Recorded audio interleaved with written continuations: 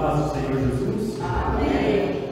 Sejam bem-vindos todos nesta manhã de domingo, parados aqui para adorar o Senhor, apresentar a Ele nossa gratidão pela noite que nos deu. Uma semana que encerrou, estamos iniciando outra com muita esperança diante do Senhor. Vai ser uma semana ricamente abençoada. Glória a Jesus. Cumprimentamos também os nossos irmãos que nos assistem em sua casa. Que Deus abençoe a todos conectados conosco nesta manhã. Muito bem, queridos. Nós estamos com um tema para trabalharmos nesta manhã. É um tema fundamental, porque dele eu não escaparei, você também não, nenhum de nós. O pastor Alexandre disse aqui nessa manhã que nós estamos numa terra estranha. Não é a nossa terra, não é a nossa pátria, o lugar em que nós estamos vivendo, neste nosso planeta. Nós temos amigos, temos parentes, pessoas que a gente tanto amou na vida, não estão mais conosco. Onde eles estão? Como estão? Em que condições essas pessoas se encontram na eternidade? O homem sempre teve uma preocupação com o futuro, conhecer o futuro. Mas qual o expediente que alguém tem para conhecer o futuro? Desde cedo, o homem descobriu que se ele quiser conhecer alguma coisa do dia de amanhã, só as divindades seriam capazes de enxergar o futuro. E você tem todas as práticas religiosas voltadas para a adivinhação. Uma prática de forma muito forte condenada pela Bíblia. As pessoas procuraram invocar espíritos, especialmente espíritos de adivinhações, essas divindades, que possam de alguma forma revelar alguma coisa do dia de amanhã. E muitas religiões, elas apelam para a reencarnação, elas apelam para essas sucessivas encarnações e mostram que vem depois, o que vem depois, o que vem depois. E muitas delas estão voltadas para a astrologia. Consulta aí tudo que for possível para descobrir o amanhã. E a Bíblia, pelos profetas, pelos seus ensinamentos, suas doutrinas, condenou todas essas práticas. Mas a Bíblia, queridos, dá uma descortinada. Pegar um pouquinho de água. Essa água, em vez de ajudar, ela vai atrapalhar um pouquinho, porque está bem gelada. E aqui no público deve ser água natural, né? Mas a Bíblia dá uma descortinada muito boa. Pelos profetas, pelo livro de Apocalipse. Jesus também teve essa preocupação. A doutrina cristã, fundamentalmente, ela abre as cortinas para nos mostrar, não só questão de futuro, mas fundamentalmente da nossa eternidade. E nós temos aqui um texto para trabalharmos nesta manhã, que está em Lucas 16, 19 a 31. Bem conhecido. Refere-se muito a esse texto como parábola, mas a pergunta que se faz é: isso aqui é uma parábola ou é uma narrativa? Porque a forma, muito obrigado, querido, muito obrigado. A forma como Jesus começa, havia certo homem rico, havia também certo mendigo chamado Lázaro. A forma como Jesus começa o texto é de uma narrativa, é de uma história. Então isso tem levado alguns intérpretes a rejeitar a ideia fundamental de que nós estamos diante de uma parábola.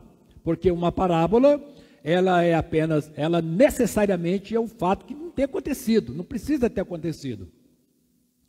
A parábola, ela está muito na área de ficção, de imaginação, para ilustrar uma verdade. Mas uma história não. Uma história são fatos reais, isto aconteceu, não é incontestável. Então, alguns intérpretes, eles param na forma como Jesus inicia. Ele disse, Jesus não está criando uma história, Jesus está narrando uma história. Então, nós não estamos diante de uma parábola. Eu falei assim, mas pastor, qual a diferença disso? A grande diferença é que a hermenêutica não permite fazer doutrinas em parábolas. A parábola não serve como ponto fundamental para se elaborar uma doutrina. Mas se nós aqui nessa manhã não estamos diante de uma parábola, nós estamos diante de uma história, de um fato histórico, muda muita coisa na forma de ler esse texto. A leitura muda. Então vamos lá. Ora, havia certo homem rico que se vestia de púrpura e de linho finíssimo e que todos os dias se regalava esplendidamente. Havia também certo mendigo chamado Lázaro, coberto de chagas, que jazia à porta daquele, e desejava alimentar-se das migalhas que caíam da mesa do rico, e até os cães vinham lamber-lhe as úlceras.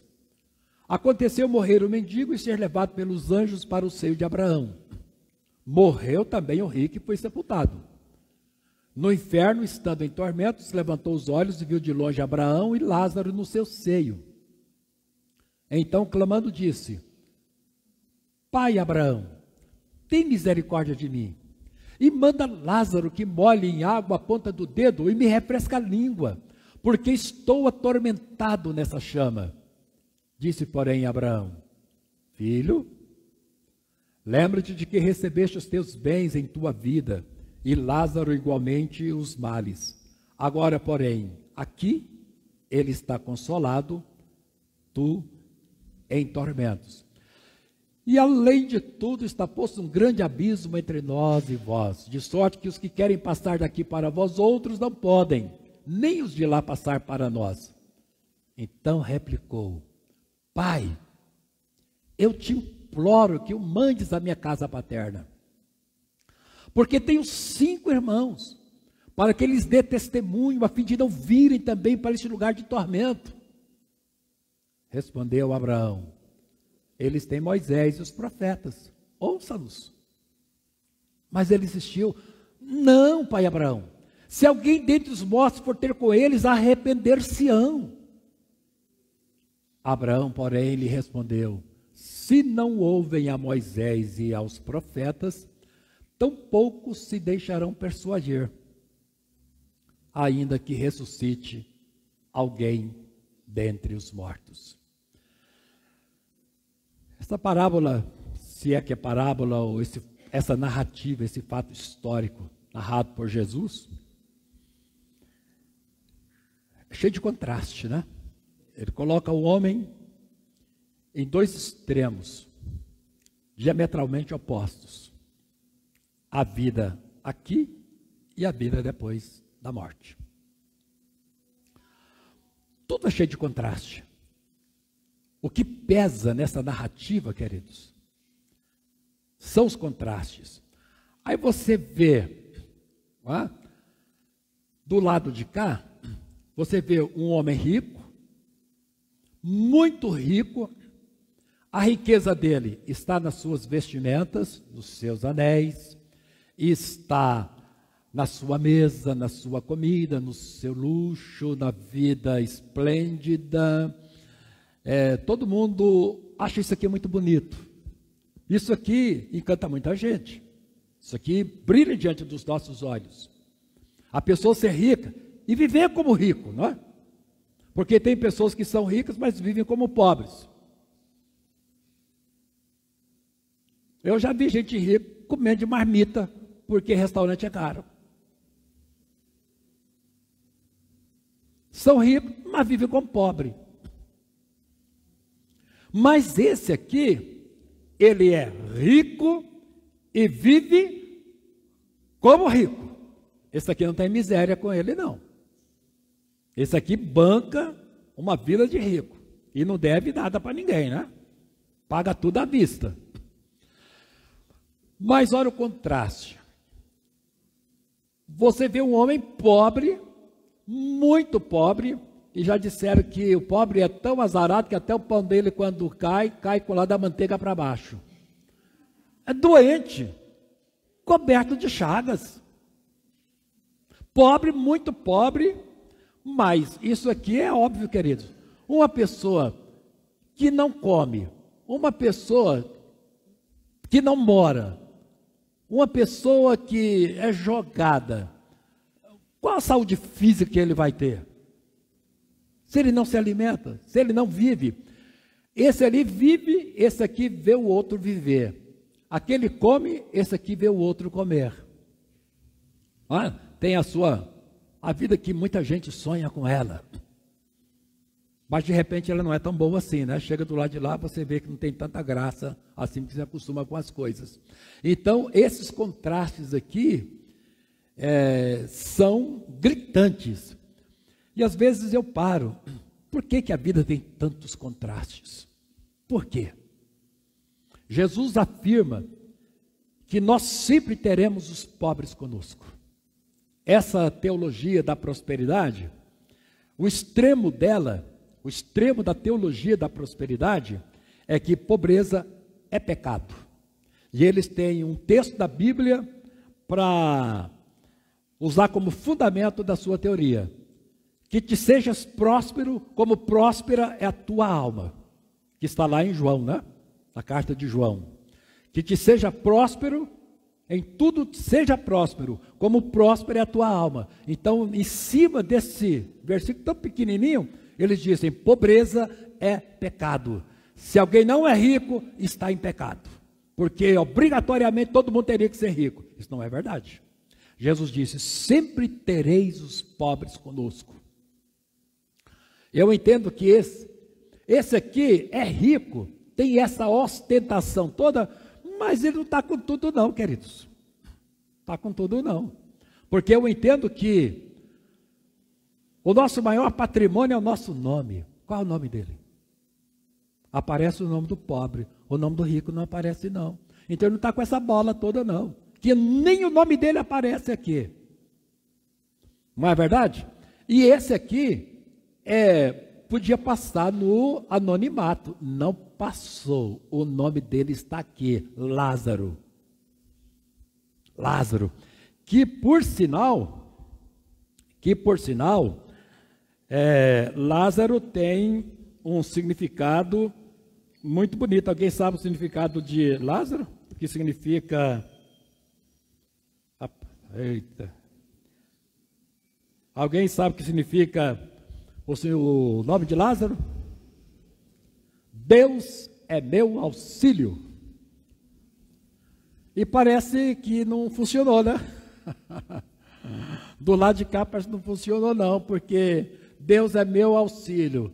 Mas com esse testemunho aqui, alguém chegaria assim, meu filho, muda de vida ou muda de nome, né? Muda de vida ou muda de nome, porque as coisas aí não estão batendo, né? Que auxílio você recebeu da parte de Deus? Bom, queridos, se a vida do lado de cá é cheia de contrastes, do lado de lá também. Às vezes, nós vemos aí esses movimentos sociais, né, de ajuda ao pobre, está correto. Mas o foco é só aqui.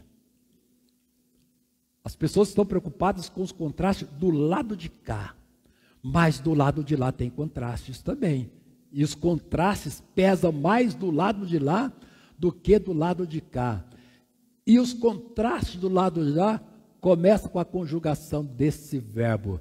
Aconteceu morrer o mendigo, e eu acho que foi um consolo para ele, né? A morte foi um consolo. A morte foi o seu teto, o seu cobertor. A morte foi a oportunidade que ele precisava para ter a mudança radical da sua vida. Ele conseguiu achar com a morte, e foi mesmo.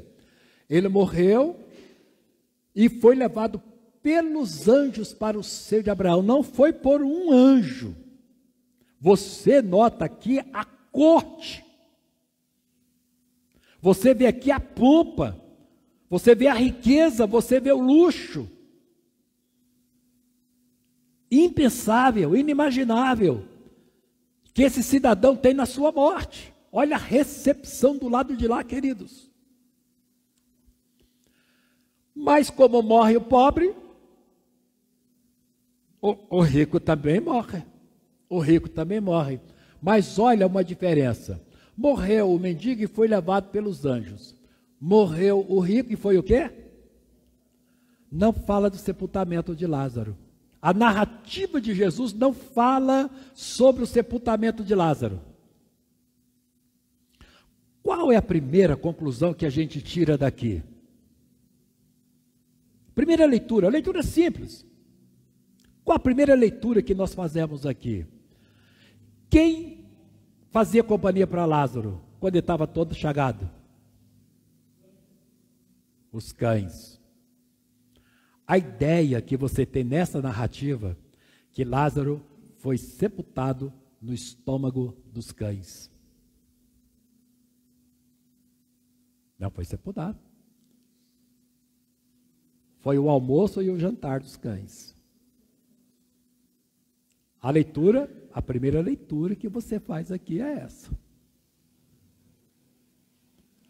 Mas, meus irmãos, todos nós amamos a vida. Eu amo viver. Eu já disse aqui para a igreja, eu amo a ideia de viver. Eu só tenho uma oração diante de Deus. Se Jesus não voltar logo. Fala assim, Deus, eu quero viver enquanto eu estiver produzindo. A hora que eu parar de produzir, não me deixe na mão de ninguém. Não me deixe. Eu não quero que ninguém dê banho em mim. Eu não quero que ninguém coloque comida na minha boca. Mas a hora que eu parar de produzir, de viver, me leve. Eu amo a vida. Eu amo a vida, mas produzindo.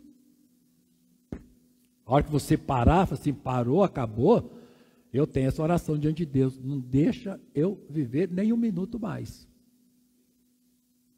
Sofrer numa cama e dar trabalho para os outros? Não. Então, queridos, mas nós pensamos em viver, nós amamos a vida, nós gostamos dessa ideia de viver, nós temos nossos sonhos e temos, muitas vezes são fantasias, não é? Temos um bocado de fantasia misturado com sonho, nós queremos, vai acontecer, nós vamos fazer isso, vamos fazer aquilo, mas de repente pode ser que a gente encontre com ela.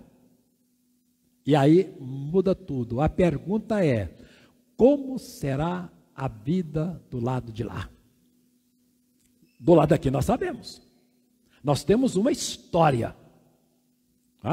Se Jesus está trabalhando com fatos históricos, não é uma parábola, se é uma narrativa, Jesus está trabalhando com fatos. E nós conhecemos a nossa história de vida, né? Até onde nós trouxemos a nossa vida, como nós chegamos aqui e o que a gente espera daqui para frente. Mas quanto tempo a gente tem daqui para frente? Problema, queridos? Ou não é problema, talvez é solução, né? Talvez é solução, não é problema. É que todos nós somos mortais. A gente só não imagina isso. Fiz 2 sepultamentos, juntamente com o presbítero Garcia, essa semana, terça-feira. Nós tínhamos o Samuel, lá da congregação da 417, estava na capela número 1. E a irmã Leda, o corpo da irmã Leda, estava na capela número 6.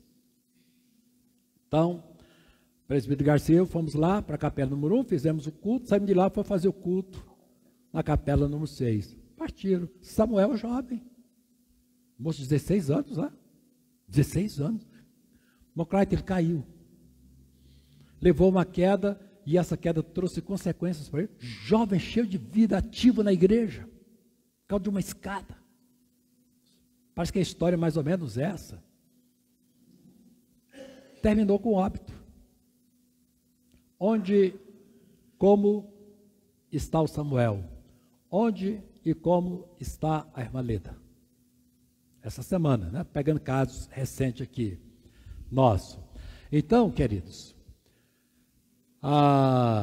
os dois aqui da parábola, né? Não os dois dessa semana.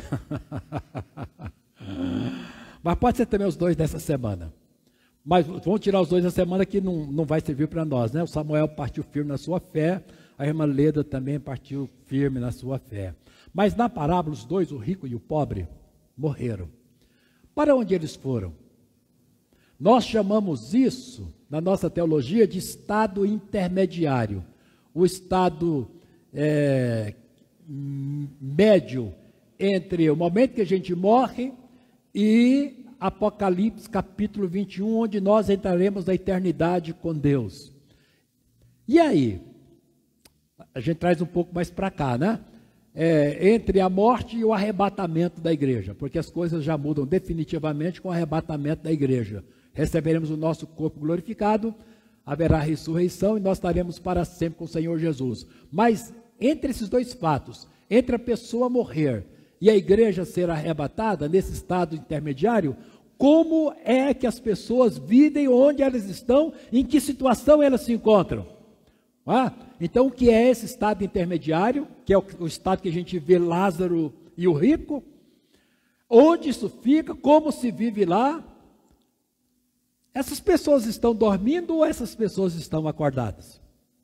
Porque nós temos aí um segmento que enfatiza que as pessoas que morrem ficam no estado de torpor, num sono permanente. Elas não têm conhecimento de nada, elas não têm menor ideia do que o que acontece nesse mundo, tanto aqui como de lá. Então, qual é a questão do sono depois da morte? Essas pessoas dormem, as pessoas que morrem. Vou pegar aqui que vocês conhecem, né? Mais perto de nós. Pastor Menezes morreu recentemente, queridíssimo da igreja, amado por esta igreja. Simar morreu também mais recentemente, queridíssimo por todos nós. Quem mais morreu recentemente? O irmão Tomás, a esposa da irmã Ida. O Alvino, né? O Alvino, todo mundo conhece, morreu já bem debilitado fisicamente, em razão da sua idade e problemas de saúde.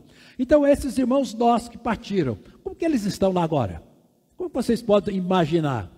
Então, nessa teoria do sono, queridos, eles estão aqui fundamentados uma série de textos bíblicos, a maioria do Novo Testamento. Só tem uma referência aí do Velho Testamento. Todas as referências aqui são do neotestamentária. Isso é doutrina bíblica? Qual o significado disso? Realmente elas estão literalmente dormindo ou não? Ou não? Então vamos ver. Muitos dos que dormem no pó da terra ressuscitarão, diz Daniel. Jesus, retirai-vos porque não está morta a menina, mas dorme. Quando ele ressuscita, Talita, né? Abriram-se os sepulcros e muitos corpos dos santos que dormiam ressuscitaram.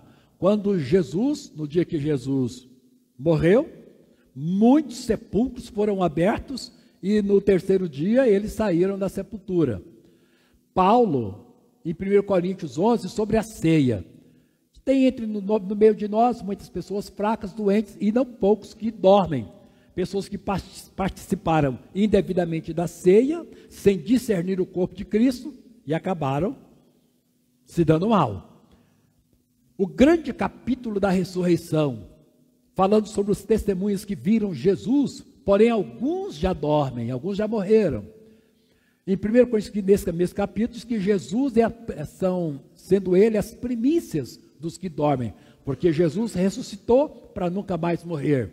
Não queremos, porém, irmãos, que sejais ignorantes com respeito aos que dormem, falando sobre a volta de Jesus e eles ressuscitarão. Assim também Deus, mediante Jesus, trará em sua companhia os que dormem. No mesmo texto aí, falando sobre o arrebatamento da igreja. E ainda, os que ficarmos até a vinda do Senhor, de modo algum precederemos os que dormem, porque eles ressuscitarão primeiro. E 1 Pedro, desde que os pais dormiram. Então, falando que muita gente não acredita na volta de Jesus, porque está tardando demais. Ele disse, olha, desde que os nossos pais dormiram, morreram, Abraão, Isaac, Jacó, As coisas estão do mesmo jeito, nada aconteceu, e você esperando que Jesus vai voltar. Então, as pessoas que morrem estão dormindo? Os mortos têm consciência? Estão despertados? Ou eles estão apagados? Qual é a verdade? Os adventistas, em razão de todos esses textos aí, eles afirmam categoricamente que a pessoa que morre não tem consciência de nada e pegam um texto de Provérbios, que os mortos não sabem de nada. Então, eles pegam esse texto de Provérbios, mais essa série de textos do Novo Testamento e afirmam categoricamente que uma pessoa que morreu apagou, estão apagados lá, não tem consciência de nada. Juntamente com os adventistas, o outro segmento são os testemunhas de Jeová. Aí eles afirmam que morreu, apagou, acabou. Agora, queridos, vamos ver a parábola. Vamos ver se o estado é de alguém que está dormindo ou de repente tem consciência de tudo que acontece lá, né? Levantou os olhos e viu ao longe Abraão e Lázaro no seu seio. Esta parábola, eu vou tirar a palavra, vou tirar aqui, riscar, é vício, né? É vício. Eu não quero usar o termo parábola, até em respeito àqueles estudiosos que afirmam que nós não estamos diante de parábola. Nós estamos diante de uma narrativa. E tem uma grande diferença interpretativa, parábolas e narrativas. Então eu vou usar o termo narrativo, porque de qualquer forma uma parábola também narra de alguma forma.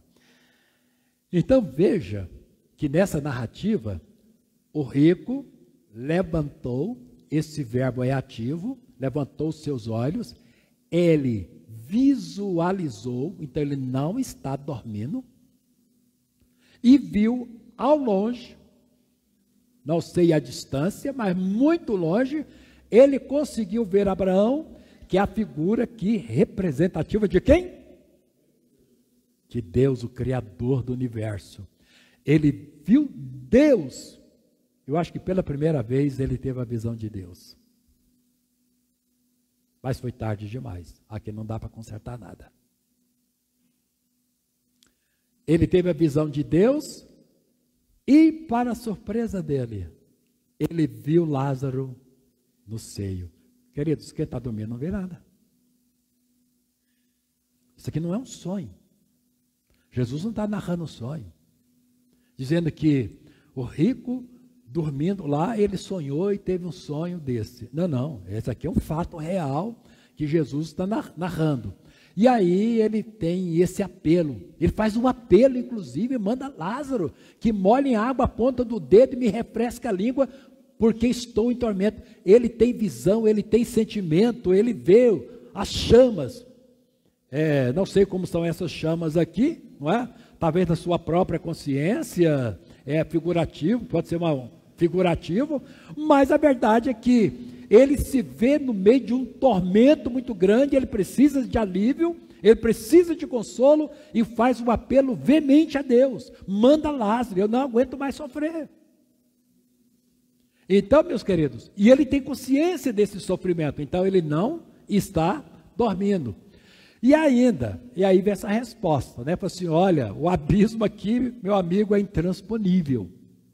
O abismo é intransponível.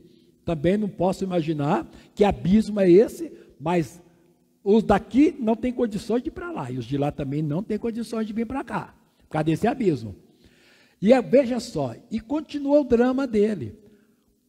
Ele faz uma oração em favor de si. Olha a metodologia que a gente encontra aqui. Porque quando você pensa em oração, nós pensamos em oração por nós mesmos, depois oração intercessória, essa é a forma correta. E ele faz isso, ele ora primeiro por ele.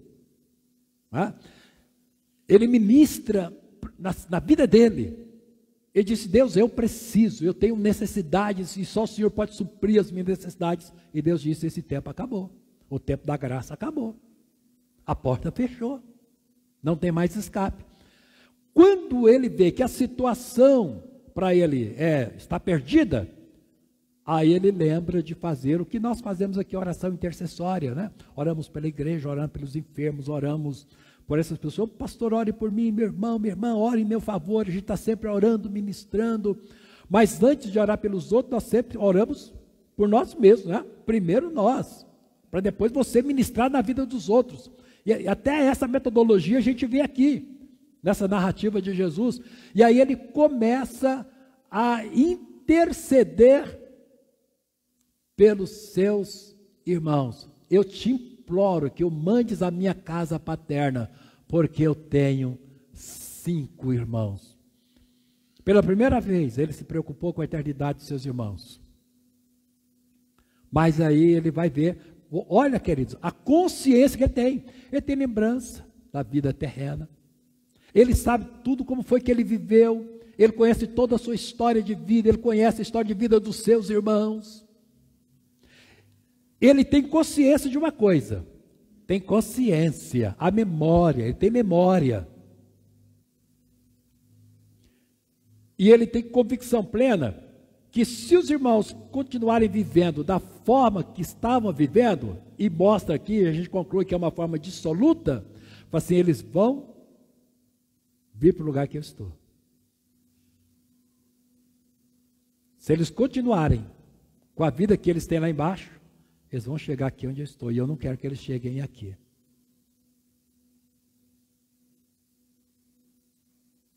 Uma pessoa dormindo tem memória?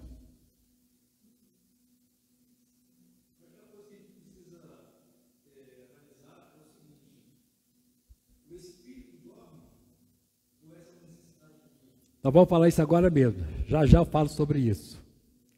Já já nós vamos falar isso. Está aqui na frente, no slide. Aí Deus vai recorrer à memória dele. Então ele tem memória. Quem tem memória não está dormindo, não. E Deus vai fazer um apelo. Fala assim, não, mas eles lá embaixo, eles têm Moisés e os profetas. Deus está falando uma coisa que ele sabe. Ele tinha conhecimento de Moisés. Ele tinha conhecimento dos profetas, só não obedecia. Ele não tinha interesse. Conhecimento ele tinha. Conhecimento é uma coisa, interesse é outra. E quando Deus chega para o rico e diz assim, eles têm Moisés, eles têm os profetas, Deus estava falando uma coisa com o rico que o rico entendia muito bem. Aí fala assim, não, é verdade, é verdade. Isso aí eles sabem, porque eu sabia também lá. Não é? De Moisés, eu sabia dos profetas, da mensagem, do apelo deles. Aí, olha uma coisa que Deus vai mostrar para esse cidadão aqui. Mas ele continua, né? Ele é insistente, Ele sabe o poder que tem a argumentação. Queridos, uma pessoa que está dormindo tem consciência do poder de uma argumentação? Não tem. Mas ele tem consciência de dialética. E quer vencer Deus pelo poder da argumentação.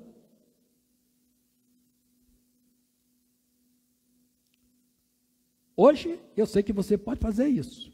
A gente tem um exemplo na Bíblia, né? Deus disse, meu filho, eu não tenho isso para você. Não, eu não quero não. Virou para a parede e chorou. Deus, tá bom, você está chorando aí. Suas lágrimas convenceram, eu vou te dar mais 15 anos de vida. Fica tranquilo. E vai ter paz, tá? 15 anos mais com paz. Se alegrou mais ainda. Mas, queridos, isso não funciona lá não. Então mostra que ele estava vivo, porque ele usava a sua inteligência. Ele está usando a sua inteligência, queridos. Uma pessoa que está lá do outro lado, se estiver dormindo, como é que vai usar a sua inteligência dormindo? Ele insistiu. Não, pai Abraão. Se alguém dentre os mortos, que se houver um milagre, se Lázaro ressuscitar, a coisa vai funcionar. Olha o peso da argumentação deles, queridos. Isso aqui derruba a tese de sono depois da morte. E Deus entra na dele, né? Deus entra, só não cede.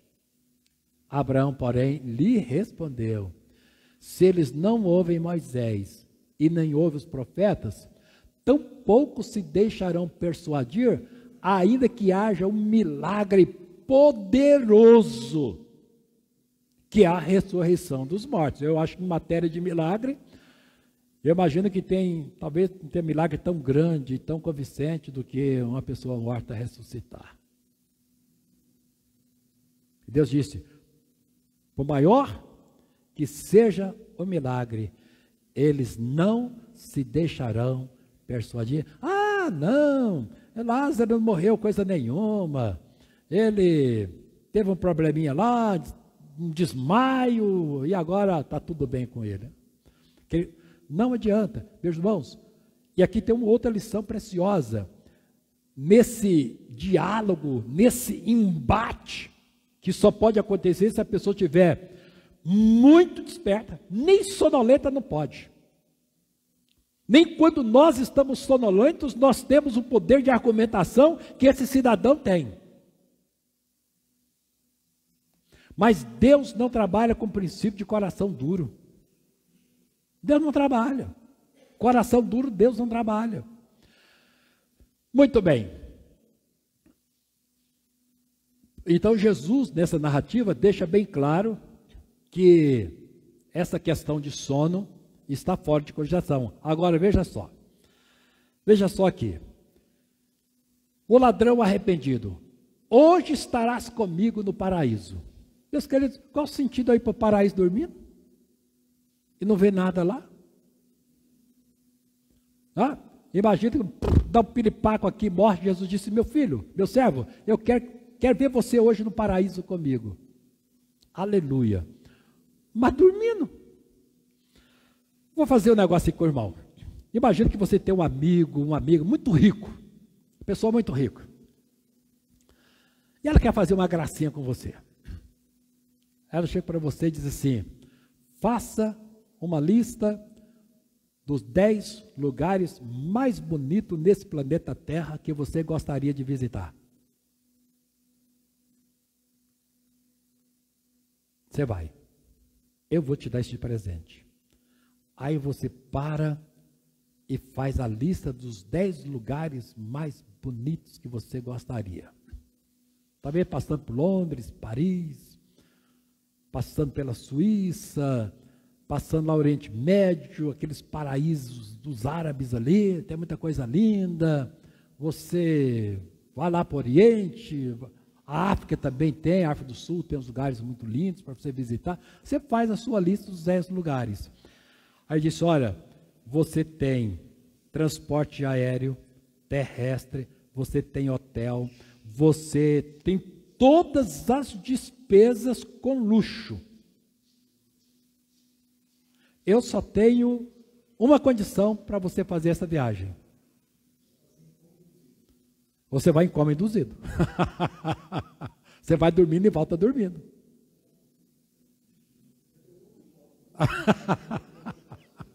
Tem sentido isso, queridos? Tem sentido isso? Jesus chega para o ladrão penitente que se arrependeu e disse: eu quero te dizer uma coisa, hoje você vai estar comigo no paraíso. Queridos, o que é o paraíso? O que tem nesse paraíso? Como é a vida num paraíso? Agora, tem graça ir para lá dormir?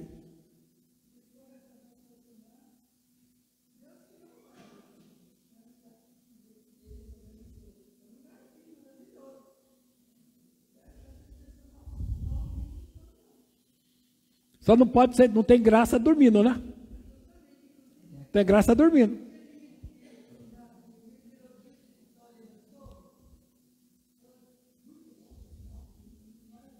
Qual?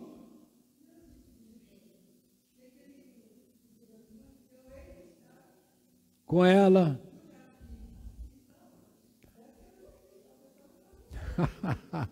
Olha o que é que Paulo fala em Filipenses 1:23. Tendo desejo de partir, estar com Cristo, o que é incomparavelmente melhor. eu tenho o desejo de partir, eu tenho o desejo de estar com Cristo. Isso é incomparavelmente melhor. Mas você está lá dormindo? Você está na presença de Jesus, mas dormindo não vê nada, não sabe de nada. Qual a graça, queridos? Qual a justificativa você dizer, usar essa expressão de Paulo, que é incomparavelmente melhor? Ou ainda em 2 Coríntios 5,8. Entretanto, estamos em plena confiança, preferindo deixar o corpo e habitar com o Senhor.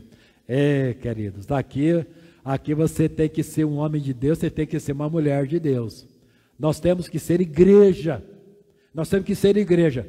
Deixar este corpo para estar com o Senhor. Você sabe que deixar esse corpo é caixão para Ele, né? Deixar esse corpo é caixão para Ele. E você trazer essa confissão nos seus lábios, porque Paulo, queridos, tem essa grande confiança, né? Confiança plena.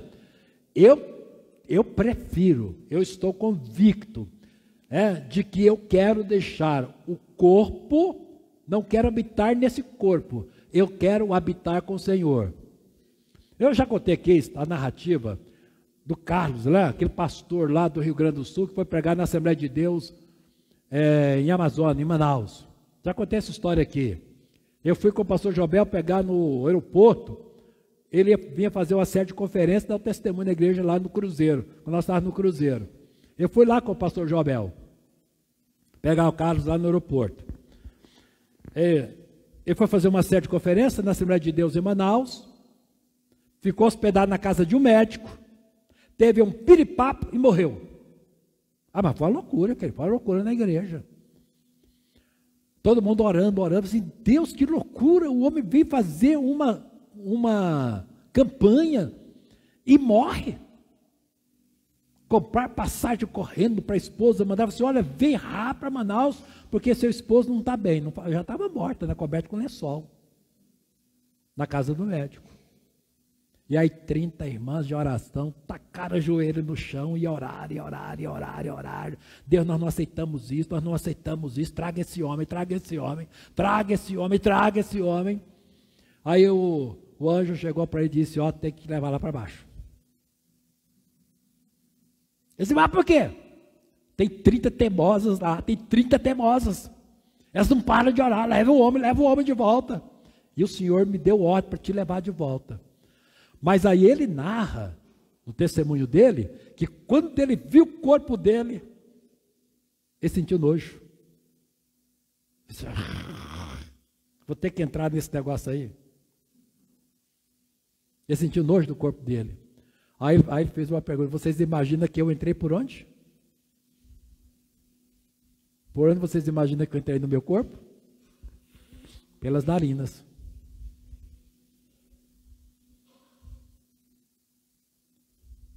O que foi que Deus fez? Depois que ele fez Adão, do pó da terra, Deus soprou aonde? Nas narinas. Mas é interessante o testemunho dele, que ele disse, olha, eu olhei meu corpo, eu disse, eu vou ter que entrar nesse negócio aí.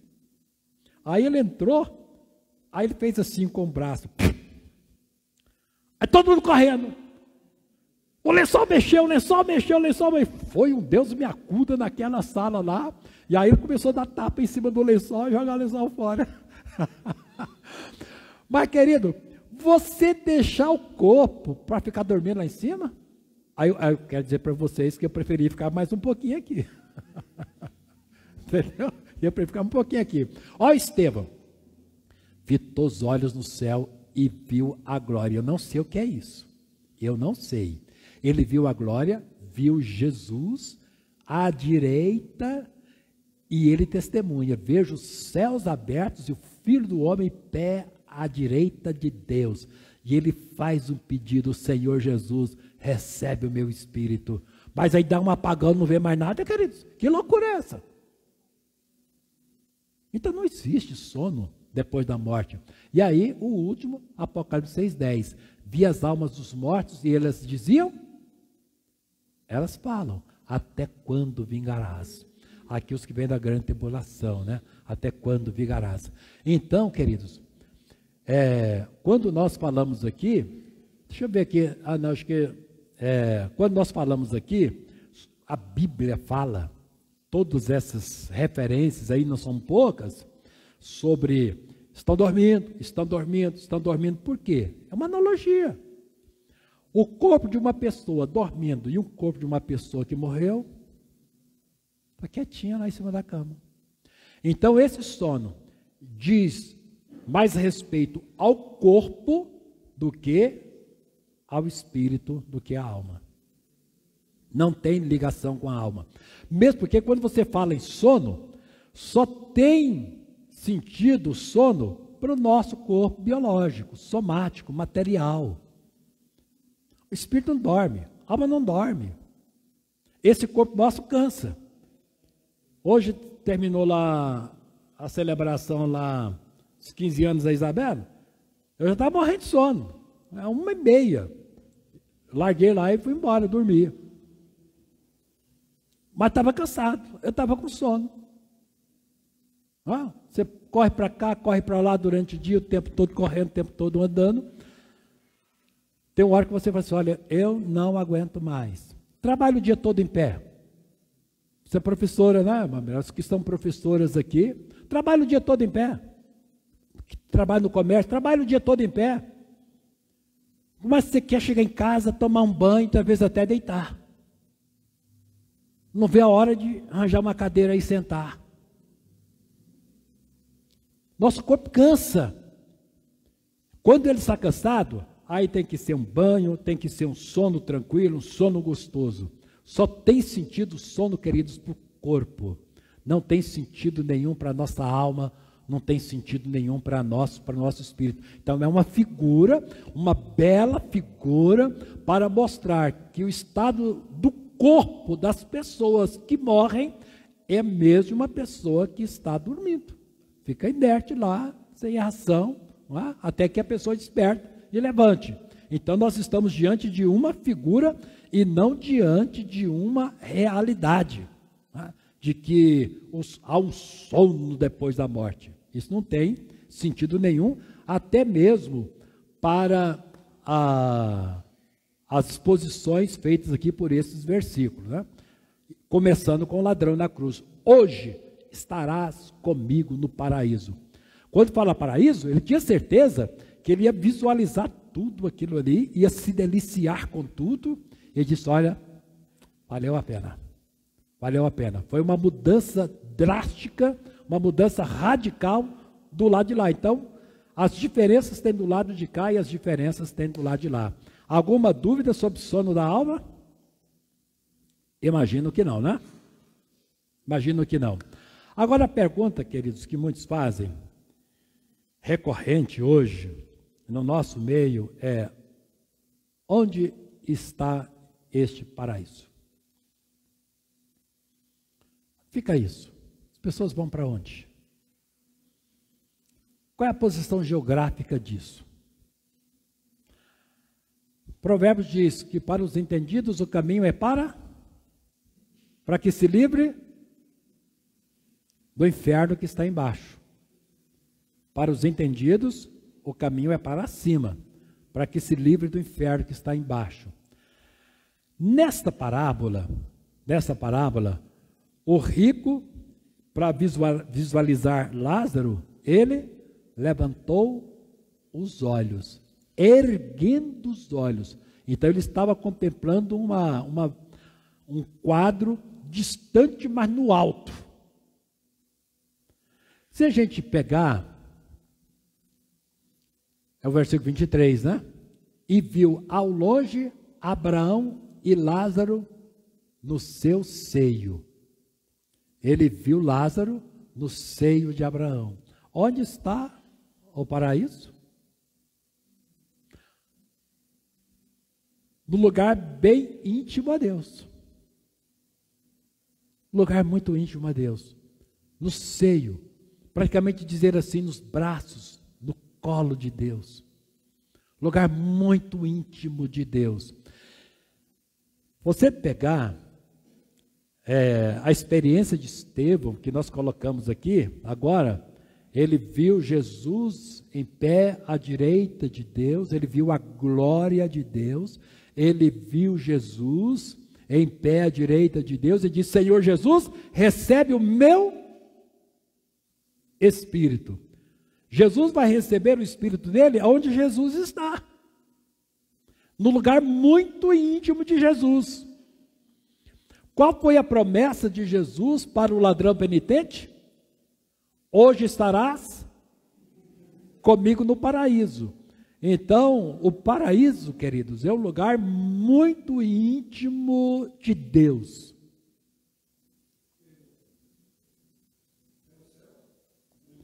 Nós chamamos isso de céu. Nós chamamos isso de céu.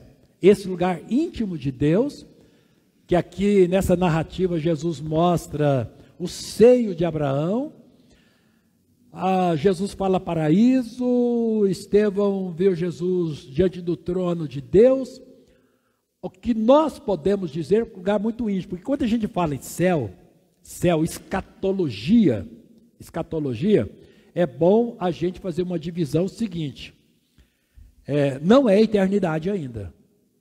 Por isso, nós usamos aquela expressão, o estado intermediário, porque o céu, como lugar de habitação de Deus, aí, na nossa escatologia, ela diz o seguinte: a igreja vai ser arrebatada, encontra-se com Jesus, aqui embaixo o anticristo vai reinar durante 7 anos, no final Jesus desce com a igreja, derrota o inimigo, restaura Israel, tem o milênio, no final do milênio tem o grande trono branco, os ímpios são condenados, Satanás é condenado, os demônios são punidos, vão para o lago de fogo e enxofre, onde o fogo nunca apaga e o bicho nunca morre, e nós entraremos na Nova Jerusalém. Não é esse céu escatológico, que só vai acontecer depois do milênio, mas de qualquer maneira, esse paraíso, ele é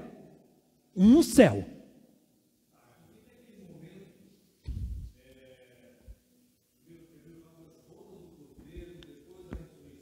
Isso.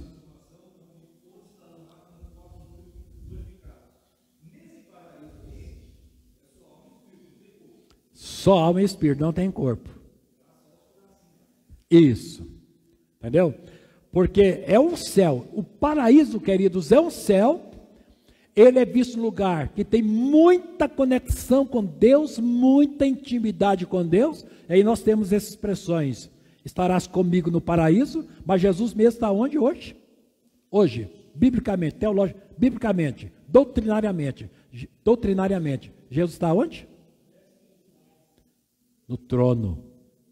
No trono. Mas Jesus disse: olha, está comigo no paraíso, porque é um lugar muito íntimo a mim, muito chegado a mim. Ele disse: o seio de Abraão. E Estevão tem a visão de Jesus, a visão correta, né? Jesus em pé à direita de Deus.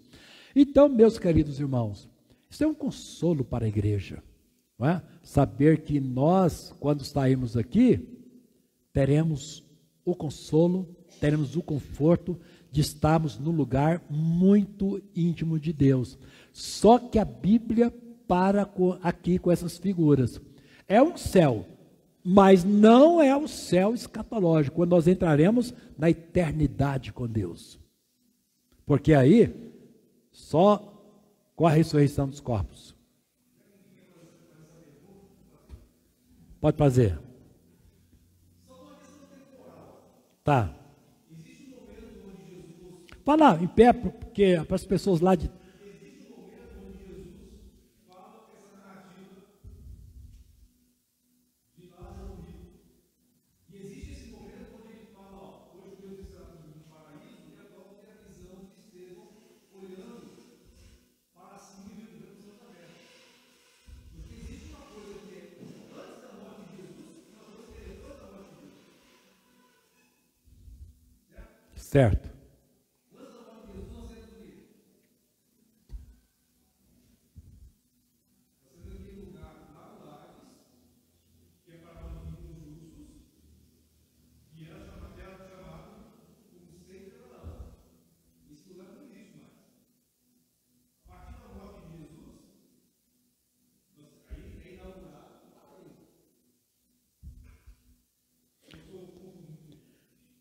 Não, é que nós temos palavras na língua hebraica e nós temos palavras na língua grega para mostrar destinos diferentes na eternidade de perdidos e salvos. Sheol, na língua hebraica, para referir-se ao inferno, ou Geena, na língua grega, para mostrar também um inferno. Não é? E hoje a palavra mais comum na nossa teologia para referir-se ao lugar dos salvos é o paraíso. Não é? Paraíso. Mas a verdade é que são lugares distintos, separados, mas é um lugar em que nós temos plena consciência do que aconteceu no passado conosco e até com outras pessoas. Por exemplo, minha mãe morreu, mas ela sabe que ainda tem quatro filhas e um filho aqui. Ela tem plena consciência disso. Inclusive, minha mãe sabe que um dos seus filhos, que o filho que está aqui é pastor. Ela tem plena consciência disso.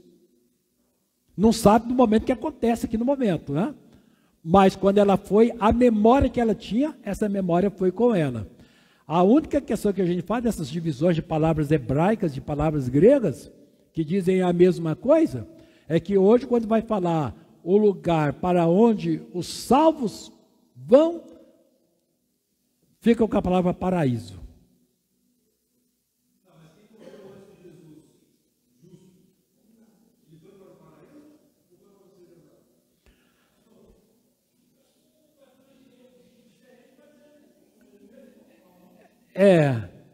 Eu nunca vi, por exemplo, essa ideia de que o paraíso foi construído, restaurado, alguma coisa com a morte de Jesus.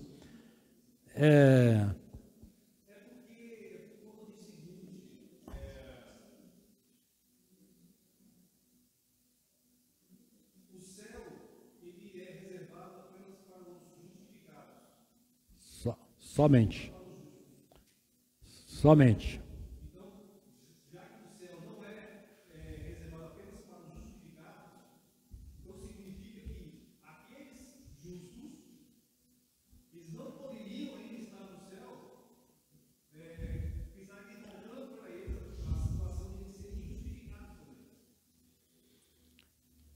Não, mas como céu não, céu escatológico não, mas como paraíso, eu entendo que este lugar, inclusive os nossos irmãos do passado que morreram justificados, eles estão no mesmo local. Nunca vi essa diferenciação não, entendeu? Nunca vi não. Alguma pergunta, alguma colocação, queridos?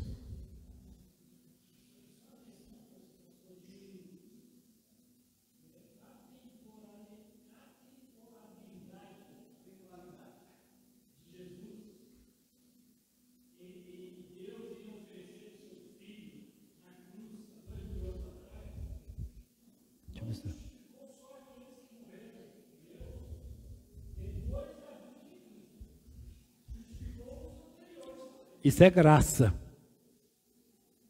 Isso é graça.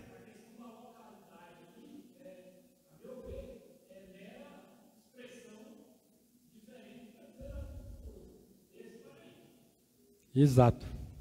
Isso nós chamamos isso de graça. Irmãos, nós temos uma série de hinos. Eu vou pedir o Gabriel para nos auxiliar lá. Eu avisto uma terra feliz, daquele atalho que você colocou lá, tá? Os hinos que nós cantamos muito, pelo menos eu cresci na igreja cantando, hoje parece que a gente só canta em cemitério. Você vai sepultar alguém, todos esses hinos que falam de céu, você canta no cemitério. E parece que você cantar isso na igreja, você não, pastor, isso não é culto fúnebre. Mas quem já cantou aqui o hino Eu Avisto uma Terra Feliz?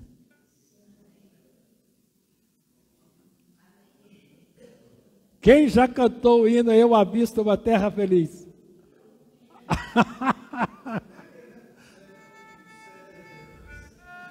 Tem aqui também, né?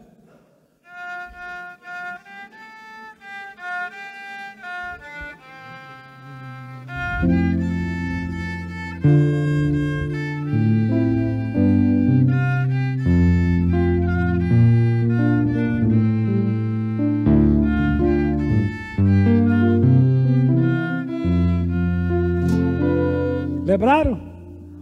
Lembraram? Vamos louvar o Senhor com esse hino? Vamos lá? Pode dar a introdução aí, tá?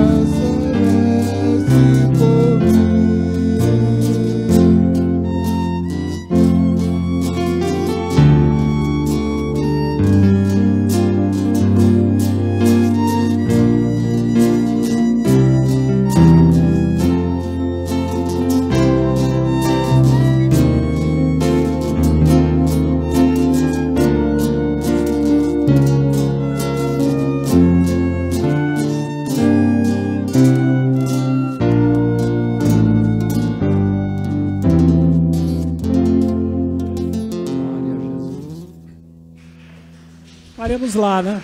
Estaremos lá. Louvamos a Deus pela vida de vocês. Deus abençoe. Viva nessa certeza, viva com essa convicção.